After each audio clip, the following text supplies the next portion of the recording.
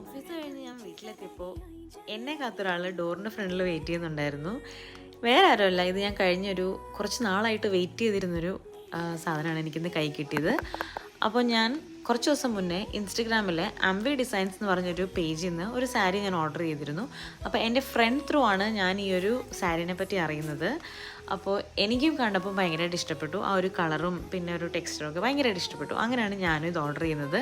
അപ്പോൾ ഞാൻ ഓർഡർ ചെയ്ത സമയത്ത് ഇത് ഔട്ട് ഓഫ് സ്റ്റോക്ക് ആയിരുന്നു. പിന്നെ റീസ്റ്റോക്ക് ചെയ്ത് വന്നപ്പം കുറച്ച് ഒരു 10 days ഒക്കെ എടുത്തു. പക്ഷേ I am still happy for that.